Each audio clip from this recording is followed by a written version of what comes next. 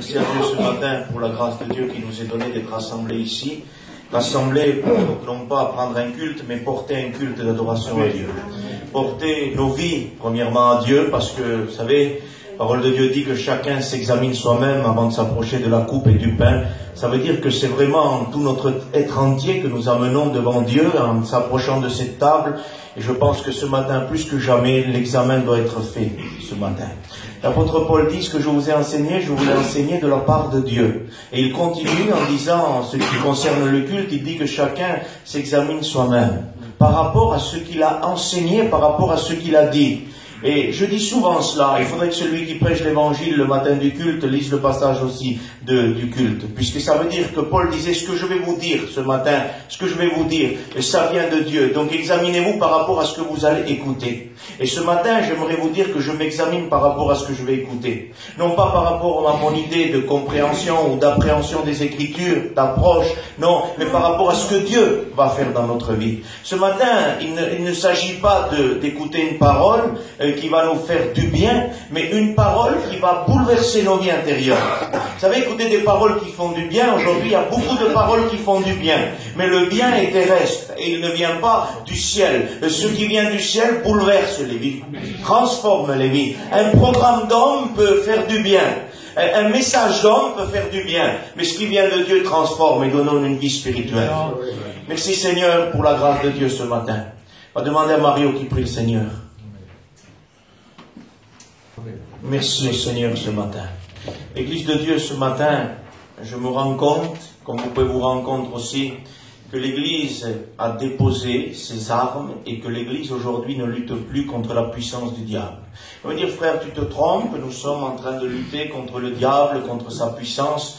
Alors pourquoi tant de difficultés, pourquoi tant d'échecs, tant d'angoisse, de larmes, de difficultés? Pourquoi on ne réussit pas ce que nous entreprenons, puisque la Bible dit que celui qui se confie en Dieu, ses entreprises reposent dans la main de Dieu et tout ce qu'il fait lui réussit. C'est l'homme du psaume 1er qui dit « Heureux l'homme qui ne marche pas selon le conseil des méchants, selon le conseil des pécheurs, il ne reste pas en compagnie des moqueurs.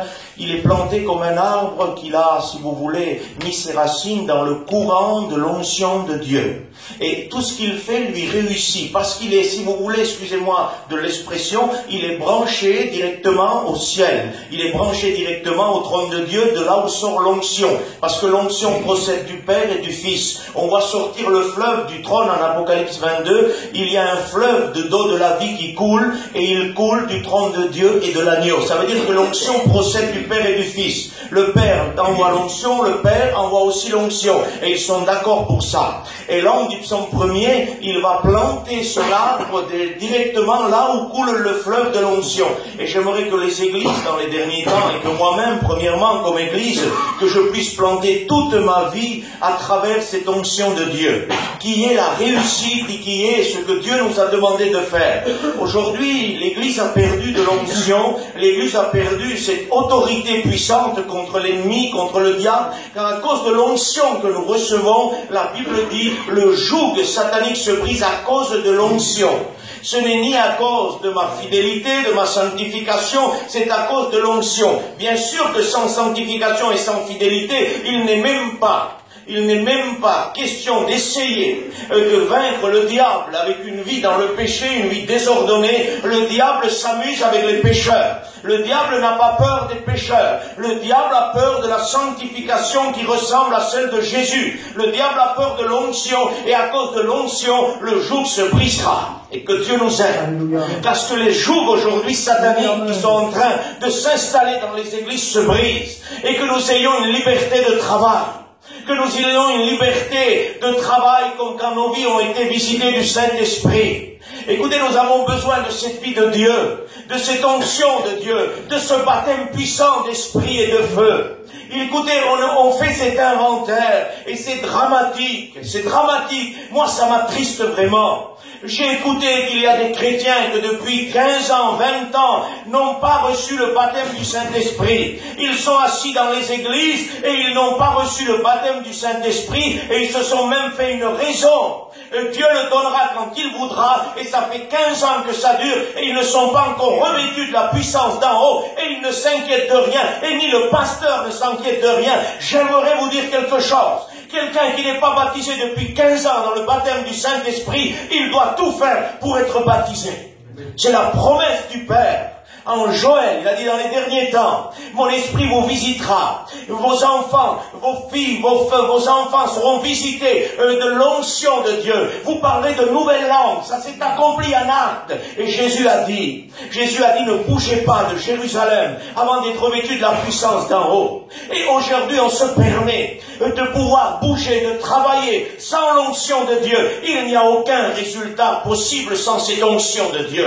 Jésus l'a précisé. Pourtant, la mentalité de la Bible nous pousse toujours à aller de l'avant. Mais quand Jésus va dire à ses disciples, ne bougez pas de Jérusalem avant d'avoir reçu la puissance qui vient d'en haut. Le revêtement de puissance, l'onction de Dieu. Et sans cette onction, il est hors de question pour Jésus de bouger. Il dit ne bougez pas jusqu'à ce que l'onction vienne et envahisse votre vie. Jean-Baptiste va dire, il vient après moi quelqu'un qui lui, moi je vous baptise d'eau, il dit, ça veut dire je peux donner que le baptême d'eau, mais après moi, il vient quelqu'un dont je ne suis pas digne de délier la courroie de ses sandales, lui, il vous baptisera du Saint-Esprit et de feu. Amen. Que Dieu soit béni. C'est ce que nous voulons. Une vie d'esprit. Et être, si vous voulez, revêtu de l'Esprit de Dieu. Revêtu du feu de Dieu. Et il y a des églises qui ne vivent plus ça aujourd'hui. Ils ont fermé toute possibilité à l'onction de travailler. Ils sont devenus religieux. Ils ont, si vous voulez, mélangé la sanctification avec, si vous voulez, la religion. Et je vais vous expliquer pourquoi. Parce que se sanctifier sans l'Esprit de Dieu, c'est la religion. Sanctification va avec l'Esprit de Dieu. L'apôtre Paul va dire, je veux que les païens soient une offrande sanctifiée par l'Esprit. Ça veut dire que le Saint-Esprit donne la sanctification et que Dieu nous aide. Parce que sans l'Esprit de Dieu, il n'y a pas de possibilité de se sanctifier. Sanctification sans l'Esprit de Dieu, c'est de la religion. C'est ce que je vais faire, c'est ce que je vais produire. Mais la sanctification accompagnée de l'onction de Dieu nous permet de vivre la vie de Dieu. La parole de Dieu dit, et c'est l'apôtre Paul qui enseigne cela, la lettre tue, mais l'Esprit vivifie. Écoutez-moi, si vous prêchez la parole de Dieu sans onction, c'est une lettre morte que vous transmettez. Si vous témoignez de la parole de Dieu sans l'onction de Dieu, c'est une lettre morte que vous transmettez. Vous pourriez vous lever et m'arrêter tout de suite si cela n'aurait pas été noté. Mais l'apôtre Paul dit la lettre tue, mais le Saint-Esprit vivifie. Il veut dire quoi? Il veut dire que la Bible est morte et que la Bible produit la mort? Non. Il veut dire que la Bible a besoin de l'onction. Jésus a dit, moi, il est avantageux que je m'en aille pour que le Saint-Esprit vienne. Et là, il vous rappellera tout ce que je vous ai dit. Rien de plus et rien de moins. Ça veut dire que cette Bible puissante a besoin de l'onction du Saint-Esprit, a besoin de la vie de Dieu. J'aimerais ouvrir avec vous à Ézéchiel 47, lire un passage de l'Écriture avec vous.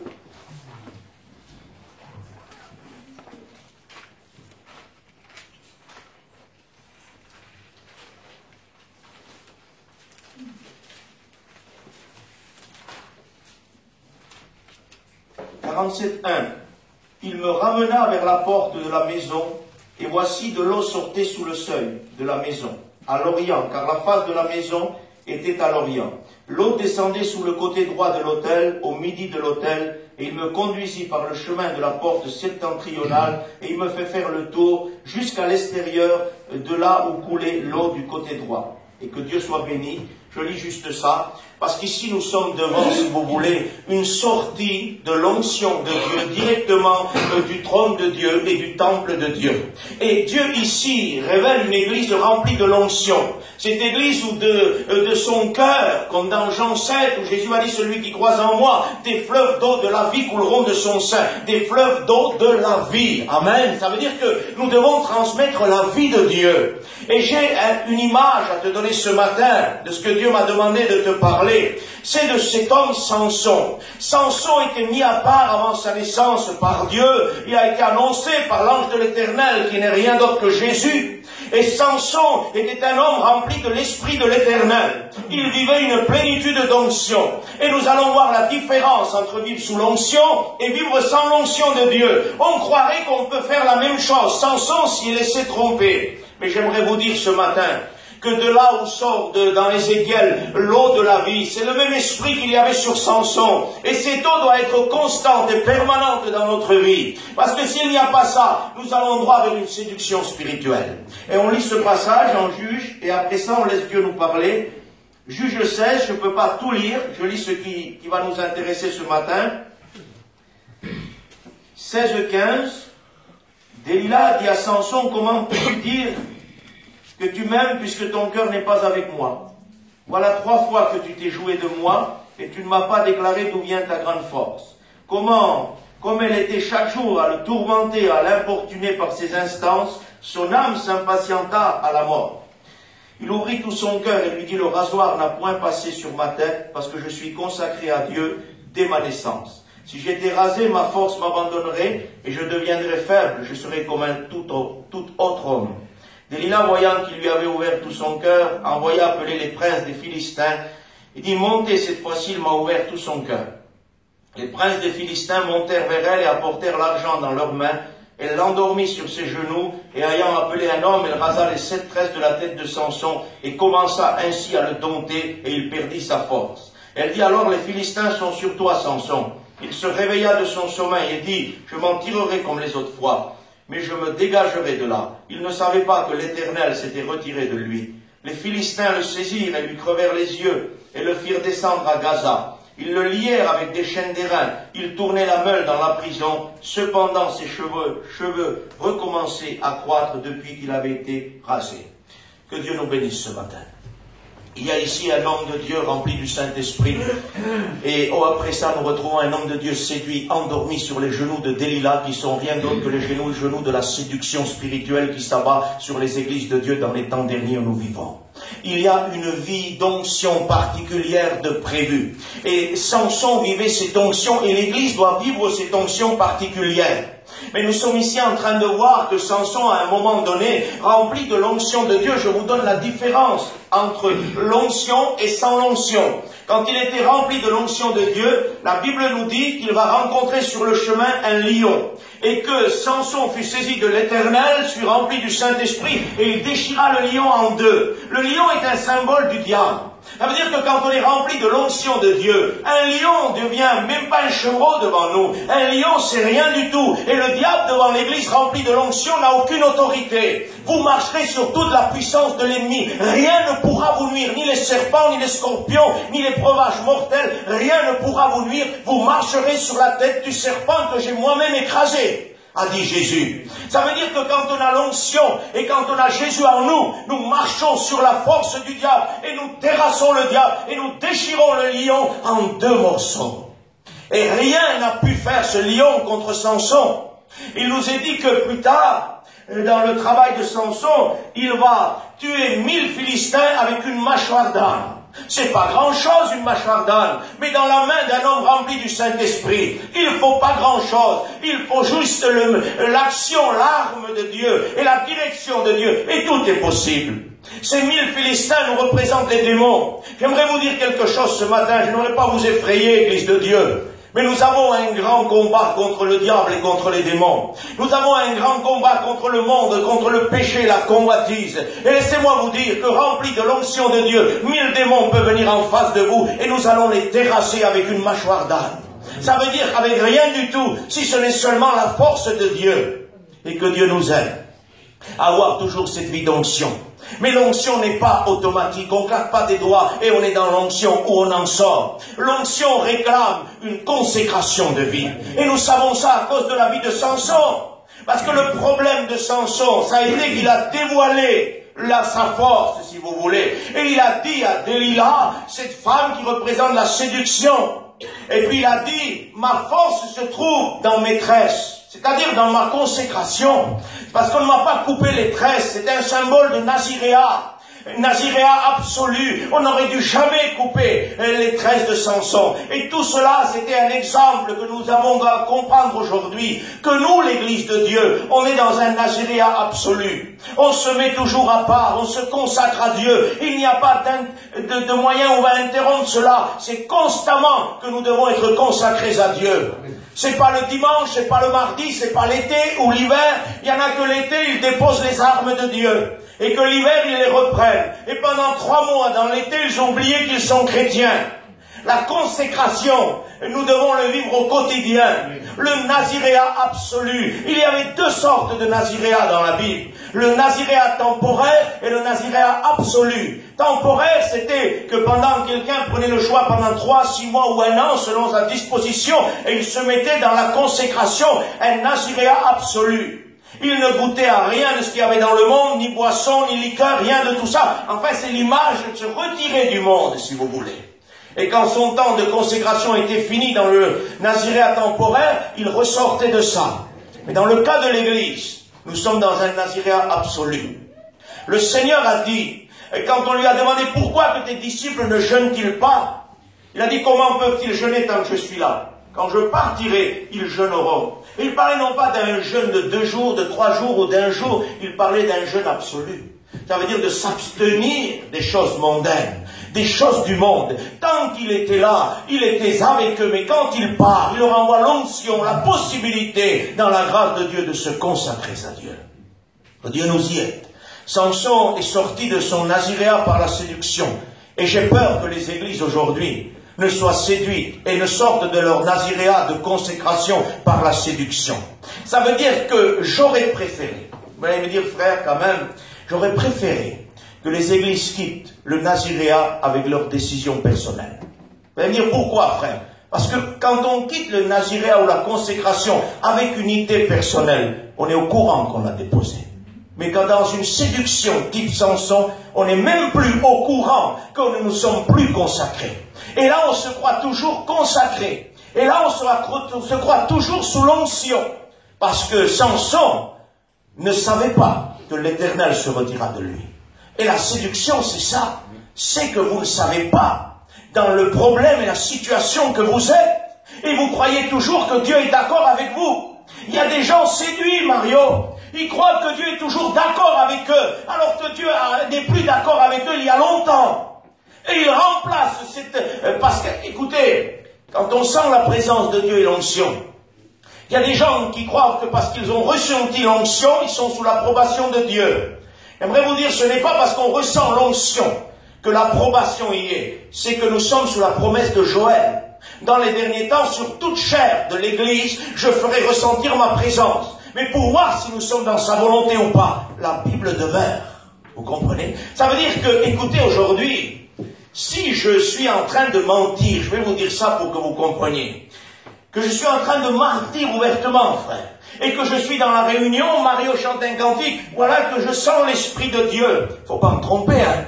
Même que j'ai ressenti l'Esprit de Dieu, ma vie n'est pas conforme avec l'Écriture. Ma vie est dans le désordre par rapport à l'Écriture. Donc même que j'ai ressenti l'onction, ou alors ce qu'on fabrique aujourd'hui, les émotions. Parce que là, on peut se tromper aussi. On mélange onction avec émotion. Il n'y a rien qui sépare. J'aimerais vous dire quelque chose. On peut croire qu'un témoignage est sous l'onction, qu'un chant est sous l'onction, alors qu'il est purement humain. On peut croire qu'une prédication vient de l'onction alors qu'elle est purement humaine. Recherche du fruit de l'homme. Et qui n'a rien à voir avec l'onction. L'onction, les hommes arrivent à la copier. Parce que Dieu a donné un ordre. Déjà dans l'Ancien Testament, dans la fondation des ombres, des choses à venir pour l'Église. Il dit que personne n'en fasse un semblable. Ne le copie pas. Pourquoi vous croyez? C'est parce que les hommes le copient. Et Dieu le savait. Alors il dit que personne ne copie l'onction. Écoutez, excusez-moi, vous n'avez pas l'onction, n'essayez pas de la copier. J'ai pas l'onction, que j'essaie pas de la copier. Parce que l'onction se copie pas, s'achète pas. L'onction se reçoit par rapport à la vie consacrée à Dieu. Amen. On ne trompe pas l'onction dans la visite de milliers de chapiteaux et d'églises, hein, j'aimerais vous le dire. Vous pouvez visiter 36 000 chapiteaux, vous pouvez aller à 20 séminaires. Si votre vie n'est pas consacrée, même si le prédicateur prêche sous une onction puissante, vous n'avez pas en vous cette onction d'acceptation. Parce que c'est ça qu'on n'a pas compris parfois. Le prédicateur prêchait quelle onction? Mais lui, il n'a pas changé. Pourquoi alors? C'est parce que dans lui, il n'y a pas cette acceptation. Parce que Jésus était quand même l'homme qui a prêché sous une onction, je pense, qui n'est pas égalable dans les ministères d'aujourd'hui. Et pourtant, le jeune homme riche, il lui a dit, vends tout et suis-moi. Il a refusé. Vous croyez que c'est Jésus qui avait un problème dans sa prédication? Non, c'est lui qui en lui n'avait pas ce qu'il faut. On parle peut-être pour un inconverti, si vous voulez, le jeune homme riche. Mais dans l'église, c'est pareil. Si votre vie est sec, si elle n'a pas de prière, si elle n'a pas de consécration, comment voulez-vous être imprégné de l'huile qui descend du ciel? Parce que l'huile se coule sur la sécheresse. L'eau ne rentre pas dans une terre sèche. L'eau pénètre dans une terre humide. Et sinon, si elle est sèche, il met des mois pour rentrer. C'est pour ça qu'ici dans le sud, on a ces phénomènes d'inondation. Parce que la terre ne boit pas, c'est tellement sec. Il y a des églises qui ne boivent plus.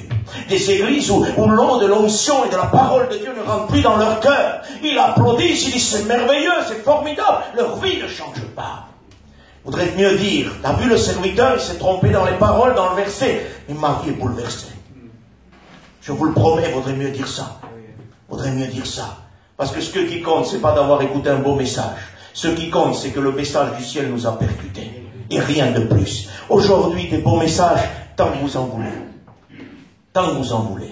Mais des messages venus du ciel sous l'onction de Dieu. Vous avez les 5 doigts d'une main qui vous suffisent. Parce qu'aujourd'hui, il y a une famine spirituelle sans précédent dans les églises de la parole de Dieu. J'enverrai la famine non pas du pain et du bois, parce qu'il y a tout ce qu'il faut aujourd'hui, on a en abondance, mais du pain de la parole de Dieu. Où est cette nourriture spirituelle? Je vous en supplie. Mes frères et sœurs, mettez-vous dans la consécration, mettez-vous dans la prière, dans la relation d'intimité avec Jésus. Votre vie chrétienne ne se résume pas à une vie d'église. Pas du tout. La vie d'église, vous venez devant Dieu pour l'écouter parce qu'il va vous parler. Mais chez vous, il vous faut une intimité avec Dieu. Ne résumez jamais la vie chrétienne à une vie d'église. Si vous n'avez que 3 réunions par semaine et à la maison, vous n'avez rien d'autre, ça ne sert à rien. Excusez-moi de vous parler comme ça. Parce que à la fin, quand Jésus viendra nous chercher, il n'y aura plus de réunions. Les choses passagères passeront et les choses éternelles viendront. Et l'éternité, c'est devant Jésus. Alors d'ici déjà, vivons devant Jésus. Vous en supplie. Consacrons-nous à Dieu. Il tue 1000 hommes avec une mâchoire. C'est quelque chose de formidable de vivre sous l'onction. Mais à un moment donné, quand il va tuer ces 1000 hommes, et la parole de Dieu est précise, quand il va tuer ces 1000 hommes, voilà qu'il a soif. Et il est fatigué. Et voilà que quand on est fatigué spirituellement, quelle solution, Seigneur? Baisser les bras, aller dormir. J'ai essayé de le faire. Ça ne marche jamais. Ça ne marche jamais. Quand le diable s'approche de vous et il vous porte un poids que vous ne pouvez pas expliquer le pourquoi de ce poids. Et là, j'aimerais vous dire que si vous allez vous réfugier dans le sommeil, vous vous réveillez avec plus de poids. Mais si vous allez vous réfugier à genoux dans la prière, ou debout comme vous voulez, hein, je dis à genoux, mais vous vous réfugiez dans la prière, et là, le poids disparaît. Il est dit ici que Samson, cette femme de séduction va impatienter son cœur jusqu'à la mort. Et j'aimerais vous dire quelque chose. Quand l'ennemi s'approche de l'église de Dieu, nous ressentons un poids qui est là. Et on ne peut pas expliquer pourquoi. Jésus va dire, mon âme est triste à la mort. Le diable s'approche, l'heure des ténèbres approche. Mon âme est triste à la mort. Ça veut dire que quand l'ennemi s'approche de l'église, l'église ressent une tristesse. Et ce qui doit déclencher l'alerte dans nos vies. Parce que Jésus a fait ça pour que nous le comprenions. Il a dit, l'heure des ténèbres arrive, elle s'approche, voilà que moi je ressens une tristesse dans mon cœur. Est-ce que vous comprenez, les frères et sœurs, que Jésus a permis que nous écoutions ça? C'est le signal d'alarme. Vous comprenez? Je voudrais vous dire quelque chose. Quand vous avez le vêtement, la nourriture, dites cela suffit.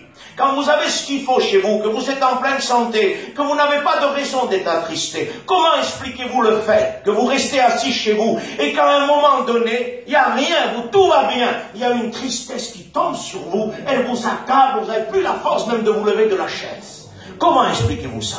Écoutez, quand on a des malades, des problèmes, des difficultés, que Dieu garde chacun, je prends sur moi, si je n'ai pas à manger, mes enfants n'ont pas à manger, c'est normal que je sois dans la tristesse. Mais quand il n'y a pas de raison valable, et que ce poids arrive sur vous, alors laissez-moi vous dire quelque chose, n'allez pas essayer de vous coucher. Par expérience, je l'ai fait. Hein. J'ai senti souvent ce poids, et parfois je me suis dit, je vais aller me reposer. Ben, ça marche pas. Hein. Vous pouvez vous reposer tant que vous voulez. Il est toujours là, votre chevet, et il va vous abattre. Mais j'ai fait l'expérience aussi de me réfugier dans la prière et d'élever le nom de Jésus avec faiblesse, avec des paroles qui n'étaient et qui manquaient. Mais mon cœur était devant Dieu, et quelques minutes après, le poids a disparu. J'ai pas reçu un chèque en banque, j'ai pas reçu de... Non, rien, ma situation était la même, mais la différence c'est que les ténèbres se sont éloignées de moi. Les ténèbres n'ont aucune relation avec l'Église et ils n'ont aucun droit de s'approcher de l'Église de Dieu. Aucun droit. Et on n'a pas le droit de les laisser faire. Parce qu'ici, si vous voulez, les ténèbres ont commencé à travailler cet homme. Et cet homme aurait dû rentrer dans la consécration et dans la prière. Parce que si vous voulez, Dieu lui donne un signe juste avant cette séduction. Il a soif, il veut boire de l'eau. Il dit à Dieu, Seigneur, j'ai vaincu 1000 Philistins par ta force, maintenant je vais mourir. Et puis là, Dieu va ouvrir la cavité du rocher. Et là, il va sortir une source et là, il va boire. Et dès qu'il boit, la vie est revenue en lui et l'esprit a repris vie. Ça veut dire quoi, ça? Ça veut dire que quand on est dans la prière, l'onction de Dieu nous donne la vie. Amen. Elle nous fait reprendre vie dans notre esprit. Amen. Elle nous donne de la force. Et vous savez comment on a appelé cette source? La source de celui qui invoque Dieu. Amen. C'est merveilleux. La source de celui qui invoque Dieu s'ouvre dans un lieu où il n'y a rien. Vous pouvez être dans un désert, prêt à mourir. Vous invoquez Dieu. Et la source de celui qui invoque Dieu s'ouvre dans le désert. Alléluia. Peut s'ouvrir dans les églises, peut s'ouvrir chez toi, dans ta chambre, n'importe où. Mais j'aimerais te dire que dans les églises que nous vivons aujourd'hui, la source de celui qui invoque a fermé il y a longtemps. Parce qu'il n'y a plus d'invocation. Il n'y a que quelques prières de formalité, quelques jeûnes de formalité. Je ne veux pas être défaitiste, ne dites pas le frère est défaitiste, il nous amène du poids. Non, non, non, nous vivons notre temps, nous sommes réalistes. L'évangile ne fait pas rêver.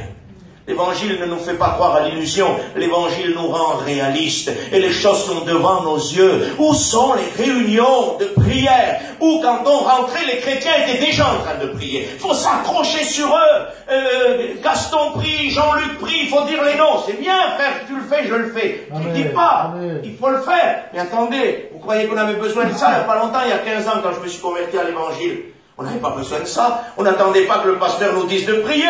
Un démarrait, le deuxième, le troisième, le quatrième, on finissait avec une demi-heure de prière. Aujourd'hui, quand on a 5 minutes, c'est beaucoup. Ce qui est plus grave aussi, vous savez c'est quoi? C'est que parfois l'église démarre à prier. Puis le pasteur, 5 minutes, c'est trop pour lui, il arrête tout le monde. Chut, chut, chut, chut. On va chanter un cantique. Vous pouvez être sûr qu'il n'est pas habitué à prier. Vous pouvez être sûr qu'il n'a pas plus que 3 secondes de prière. Parce qu'un pasteur qui voit l'église démarrer dans la prière est prêt à abandonner tout son programme, à laisser l'église jusqu'à la fin de la réunion dans la prière. Les pasteurs qui ont peur aujourd'hui de l'action de l'esprit. Dès qu'il y a quelqu'un qui parle en langue, ça y est, ils croient que le dérèglement est là, ils n'en peuvent plus, ils ont pratiquement envie de courir dehors, alors ils arrêtent tout. Chut. Attendez, 120 personnes parlèrent en langue. Bien sûr que Paul a dit que 2 ou 3 parlent en langue et que les autres se taisent. Mais dans l'exercice du don de prophétie, mais dans l'exercice du don des langues, nous avons besoin de se renouveler dans ça. Parce que la Bible dit que celui qui parle en langue parle non aux hommes mais à Dieu. Si le diable nous enlève ça, il nous a enlevé notre discours avec Dieu. Comprenons-le. Il faut que nous pratiquions cela. Il y a des chrétiens qui ne pratiquent pas le parler en langue. Ils ont pratiquement été éduqués à avoir peur de ça. Je vais vous l'accorder. Il y a certains parlers en langue qui n'ont rien à voir avec le parler en langue. Il faut dire les choses où ils sont. Parce que le parler en langue produit une grâce à celui qui l'écoute. Il y a des parlers en langue qui font peur à ceux qui l'écoutent. Et là, ce n'est pas normal. Que Dieu soit béni, que Dieu nous fasse grâce des véritables dons du parler en langue. Il y a aujourd'hui des manifestations de chiens, de coqs, de bêtes. Dieu ne parle pas par les animaux. Dieu a un dialecte qui appartient à lui. Dieu n'est pas, excusez-moi l'expression que Dieu m'en excuse, Dieu n'est pas animal. Il est divin. Vous comprenez? Et il y a des choses à voir. Mais c'est pas parce qu'un fait le coq que les autres qui parlent la langue selon le don, on va les arrêter. Est-ce que vous comprenez? On arrête celui qui fait le coq. Est-ce que vous comprenez? Il y avait des inspecteurs dans l'Ancien Testament, dans le temple. Les inspecteurs devaient inspecter. Il dit, je t'établis inspecteur pour que tu inspectes et que tu contrôles la vie du prophète qui se dit prophète et qu'il est fou. Ça veut dire quoi ça? Ça veut dire que l'inspecteur n'arrêtait pas tous les prophètes. Il arrêtait les prophètes fous. Et on doit arrêter les prophètes fous. On doit arrêter les parler en langue fous. On doit arrêter les parler en langue qui ne conviennent pas. Mais on doit laisser développer l'action du Saint-Esprit dans l'Église. Parce que si on arrête tout ça, l'onction et tout ça, c'est moi vous dire que la séduction est pratiquement rentrée dans l'Église de Dieu. Vraiment rentrée. Que Dieu nous aide. Parce que la séduction vient peu à peu. Delilah, cette femme de séduction. Et les sœurs, on ne fait pas allusion à une femme ici. On fait allusion à la séduction. Ici, l'image de la femme n'est pas indexée sur une sœur. Elle est indexée sur l'image de la séduction. Parce que la femme, dans la parole de Dieu, peut représenter l'Église, mais aussi la fausse Église et la séduction. Donc ici, nous sommes devant une séduction spirituelle, sans précédent. Elle commença à lui demander une fois. Et une fois, il n'a pas dit. Deuxième fois, troisième fois. À force de patience et d'usure, elle impatienta son âme. Et là, il va se déclarer. Le diable travaillera avec vous tout doucement, avec des années. Avec des années. Puis quand il y aura le moment favorable, vous allez baisser les bras. Pourquoi? Parce que vous n'êtes plus à la source de celui qui invoque. Parce que si Samson aurait toujours resté au rocher de la source de celui qui invoque, jamais il n'aurait dit son point faible. J'aimerais vous dire quelque chose. Ne déclarez jamais à personne votre point faible, qui fait votre force. Samson n'aurait jamais dû déclarer où se trouvait sa force.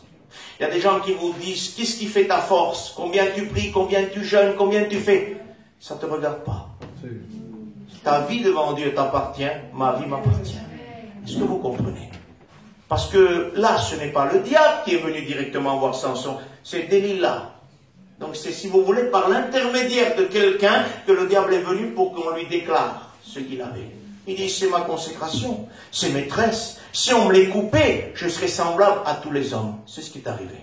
Enlever l'onction de Dieu. Enlever la consécration de l'Église et nous sommes semblables au reste des hommes. On ne différencie pas. Nous sommes tous de la même nature. Il dit, je serai comme tous les autres hommes. Alors là, c'est important, il dit, elle l'endormit sur ses genoux. La parole de Dieu dit dans l'Épître des Thessaloniciens 5, quand les hommes diront paix et sûreté, alors une ruine soudaine les surprendra. La tranquillité, la fausse sécurité des églises, peuple de Dieu. Nous sommes rentrés dans une fausse sécurité. Frère, tu exagères pas du tout. Pas du tout. Je suis sûr que la réalité est plus que ce que je dis. On est rentré dans une fausse sécurité. Les gens s'assient dans les salles, ils prennent leur culte, ils préviennent aux réunions, ils n'ont aucune consécration, ils n'ont aucune intimité avec Jésus, sinon leur réunion, sinon leur culte qu'ils prennent, et avec ça, ils croient qu'ils ont tout accompli. Et ça, c'est, quand on est déjà dans ce, écoutez, une église qui est déjà dans ce système-là de tranquillité, est déjà sur les genoux de Delilah, il est déjà en train de s'endormir, et déjà la séduction l'a dompté. Parce que quand on s'endort sur les genoux, on est déjà dompté, hein. C'est ce que dit la Bible, hein. Elle commença à le dompter. Et une fois que vous êtes dompté par la séduction, il vous faut une grâce de Dieu pour vous en sortir. Une grâce de Dieu. C'est encore possible, frère? Oui, c'est possible. Parce que regarde ce que dit la Bible, elle est claire. Cependant, ses cheveux recommençaient à croître depuis qu'il avait été rasé. Ça veut dire quoi? Le Saint-Esprit permet cette note riche. Il permet que nous comprenions que même que Samson a eu les cheveux coupés, que la consécration n'était plus là, et qu'il a été endormi et séduit, et qu'on lui a crevé les yeux. Je vais essayer d'aller plus vite ce matin. Il lui a crevé les yeux. Même qu'il a plus de consécration, il y a une solution. Cependant, ses cheveux recommençaient à croître. Est-ce que vous comprenez? Là, c'est vraiment l'image de la grâce de Dieu, qui coule et qui ne s'arrête jamais. Amen. Malgré la position, malgré la situation, alors Dieu dit, malgré tout cela, les cheveux recommençaient à croître. Même si tu es tombé au plus bas, même si tu n'as plus aucune prière, même si tu ne peux plus rien faire dans la lecture, rien dans le jeûne, rien dans la consécration, tu es rentré dans des formalités, c'est tout. Laisse-moi te dire qu'il est toujours possible de revenir à la source de celui qui invoque Dieu. Invoque Dieu dans ta chambre, invoque-le en conduisant, invoque-le à tout moment. En tout ce que tu fais, invoque Dieu. Est-ce que vous comprenez? Dieu est notre vie. Notre vie. Et la parole de Dieu dit ici, elle l'endormit, et lui il dit, je m'en tirerai comme les autres fois. Ça, ce sont ceux qui chantent toujours, soi-disant sous l'onction, et qui n'ont plus l'onction. Qui chantaient auparavant sous l'onction, et qui aujourd'hui n'ont plus l'onction. Et qui dit, je chante quand même comme je chantais avant. Faux. Tu as les mêmes paroles, la même peut-être voix, mais ce qui manque, c'est l'onction qui produit quelque chose dans les cœurs. C'est celui qui prêche le même message qu'il avait sous l'onction, mais qui n'a plus l'onction. Et il dit, je m'en tirerai comme les autres fois. Et j'aimerais vous dire quelque chose, que Dieu m'en protège à moi. Un prédicateur qui vient prêcher l'évangile et qui se dit, je prêcherai mon message favori. J'ai écouté ça souvent. Mon message favori, Mario. J'ai écouté ça souvent, quelle peur et quel danger. J'ai rien préparé, mais j'ai un message favori. Je dis que c'est du micro-ondes, c'est du réchauffé. Ça ne sert à rien. Un serviteur de Dieu doit aller devant Dieu. Et si Dieu lui dit, prêche ce message favori, parce que je vais y mettre l'onction dessus, qu'il le prêche 10 fois. J'ai prêché quand j'étais à Tarbes, il y a quelques années, un message pendant 1 mois et demi. 1 mois et demi, Dieu y mettait l'onction dessus, c'était ça. Je cherchais, Mario. J'étais candidat, je sortais des écoles, je cherchais un message. J'avais peur, je dis, Seigneur, je ne peux pas prêcher tout le temps le même message. Il me dit, si tu prêches un autre, c'est ton message. Sur celui-là, je mettrai l'onction. Et j'ai écouté Dieu. On peut prêcher le même message. Ça m'arrive souvent, et je ne cherche pas à faire de nouveaux messages. Mais ce qui est grave, c'est quand on prêche notre message favori sans onction. Alors, on écoute toujours le même message, toujours le même verset, la même parole, mais qui n'a plus rien à voir avec ce message qui était porté sous l'onction de Dieu. Un ministère peut porter un verset, il bouleverse votre vie. Un autre ministère peut déployer ce verset avec de l'hébreu, du grec, de l'araméen, et rien ne se passe dans votre vie. Parce que ce qui compte, c'est l'onction. Pour celui qui parle le grec, l'araméen, c'est l'onction. Pour celui qui ne le parle pas, c'est l'onction. Vous comprenez? Mais si on commence à remplacer l'onction par notre connaissance et par notre savoir, nous sommes plus qu'en danger spirituel. Parce qu'aujourd'hui, faute d'onction, il y en a qui remplacent l'onction par leur savoir. Je vais éblouir par la note que je vais donner. Et les gens se contentent de ça. Quelle note? Quelle note? T'as écouté? Splendide! Ça fait quoi dans ton cœur? Rien. Il vaudrait mieux une note qui s'est trompée dedans. Parce qu'aujourd'hui, j'ai remarqué, puis ça m'attriste, quand les gens, il y en a qui prêchent, puis il y a des gens, il y a une erreur qui s'est faite, ils rigolent, ils se cachent. Moi, ça m'arrive de me tromper, ça ne me dérange pas. Je suis qu'un homme, je ne suis pas Dieu, est-ce que vous comprenez? Mais j'en vois qui se cachent, Mario, pour rigoler, comme si, maintenant, parce qu'ils ont rigolé, j'allais arrêter la prédication. Toujours courir. Toujours courir. Parce que si on regarde à ce que les gens disent, on ne s'en sortira pas. Et on essaiera d'améliorer notre prédication, de faire des versets, d'avoir au moins 5 versets dans une prédication. Aujourd'hui, c'est ce qu'il faut. Au moins 5 versets, est à ton message. 4, pourquoi? Parce qu'il faut un message carré. Le 5e, tu fais ta conclusion. La théorie, ça. Ça ne tient pas debout devant Dieu. Dieu parle avec son onction. Dieu parle avec sa vie. Et c'est ce que les églises ont besoin. C'est ce que j'ai besoin, que Dieu me parle. Qu'on s'éloigne de la complication, mes frères et sœurs. Toutes ces complications, tous ces systèmes nous ont encombré la vie. Tout ce que nous avons, c'est besoin, c'est d'être à la fontaine de celui qui invoque. C'est tout. Quand vous invoquez Dieu avec vos paroles, avec mes paroles, parce qu'on ne peut pas être professionnel de la prière, et tant mieux. Mais on a notre cœur qui crie à Dieu, et c'est ce qui compte. Même que la prière n'est pas belle, mais c'est pas grave. Dieu regarde au cœur. Est-ce que vous comprenez? On donne des formules aujourd'hui à ceux qui ne sont pas chrétiens. Tu veux que Jésus te touche? Dis ça. Alors la prière, à dire, il faut vraiment l'écrire parce qu'il ne s'en souviendra plus jamais de sa vie. L'apôtre Paul va dire, qu'est-ce qu'il faut faire pour être sauvé? Crois au Seigneur Jésus et toi et toute ta famille, tu seras sauvé. Voici la formule. Voici la formule, la foi. Et quand un non-chrétien rentre dans sa chambre, il dit, Seigneur, je te demande pardon, fais-moi grâce, je viens à toi. Croyez que Dieu va attendre une formule spéciale, écrite? Non, il va bouleverser son cœur. Quand je me suis converti à l'évangile, j'ai dit une prière à Dieu, j'ai dit, Seigneur, je te demande pardon, je ne sais pas pourquoi.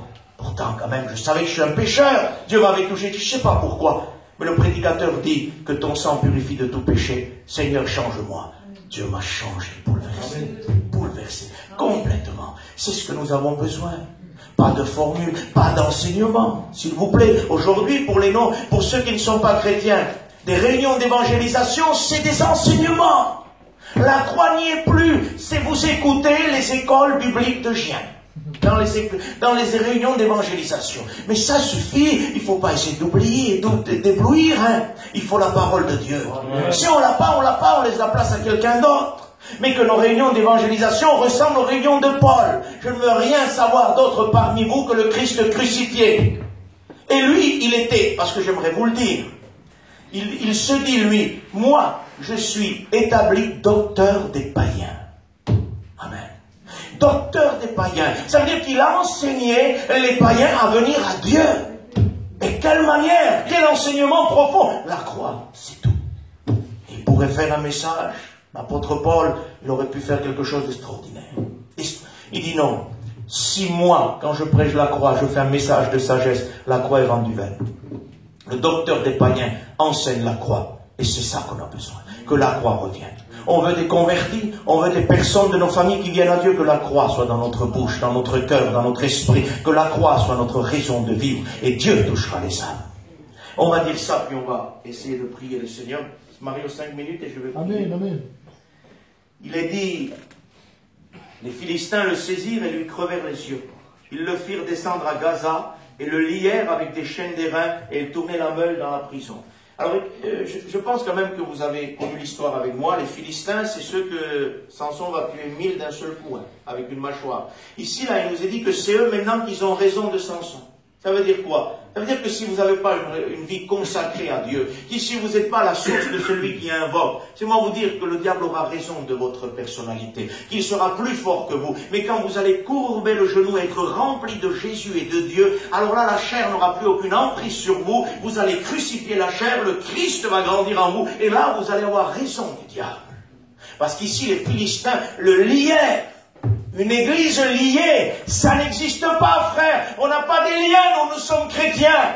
Et puis avant de dormir, ils ont des Lexomil, des Transen, ils ont des drogues parce qu'ils ne peuvent pas dormir.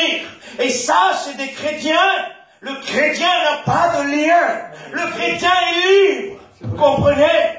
Et si je ne peux pas dormir, alors je lis la parole de Dieu qui dit, le juste se couche et s'endort en paix. Et là, je dis, Seigneur, enlève toutes sortes d'angoisses, de problèmes. Parce qu'il y a des angoisses parfois dans le cœur des chrétiens. Aujourd'hui, on ne veut pas l'écouter. Il y a des chrétiens en dépression spirituelle. Et ces chrétiens doivent venir à la croix et dire, s'il te plaît Jésus, je me débarrasse de ce médicament. Parce que tu es le médicament, tu es la solution. Et vous allez vous coucher, vous allez fermer vos yeux comme un petit bébé qui s'endort. C'est la foi dans la parole de Dieu. Il n'y a pas de lien, frère. Il n'y a pas de lien. La Bible dit qu'il est honteux de dire à grande voix ce qui se fait en secret.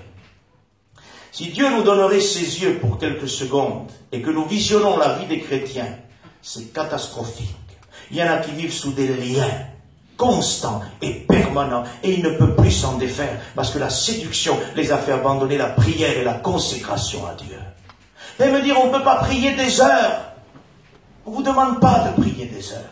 Parce que si je vous dis prier 10 heures et que moi je prie 2 heures, comment ça peut aller? Je vous dis prier 1 heure, moi je prie 2 minutes. Ça ne peut pas. Est-ce que vous comprenez? Parce qu'il y en a qui demandent à ce que vous priez 5 heures.